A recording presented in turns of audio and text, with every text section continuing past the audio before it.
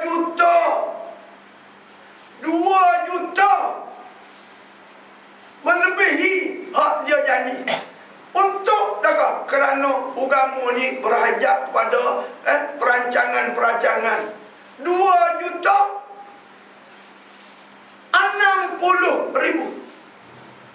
2 juta 60.000, bukan 50.000. 2 juta 60.000. YB tolong dengar lah. Tak ada kejap nak awak banyak jadi korang buruk DAP tu. Nak tipu DAP.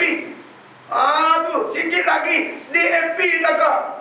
Buat ikan tawar budu, makan telur mentah, hilang lah mampu pak dalam DAP. Tu dia boleh tompak nak suara lah. Daripada duk kerja sama dengan DAP tu. Berhenti. Mari kita bersama-sama dengan UMNO. Mari kita kira balik sama-sama Islam. Innamal mu'minuna ikhwatul faslihu baina akhawaikum. Itu dia, saya berkata benar. 2 juta. Itu dia. 2 juta 60.000. Itu dia. Dia nak win 10.000 tu, dia kira-kira buat upah orang sapu debu. Tak sewi punuh 2 juta. Tengok UMNO sokong. Sokong agama, bukan rasuah.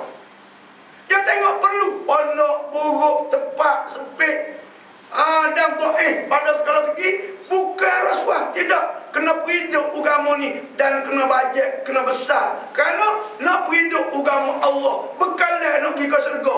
Bukan baik dengan DAP.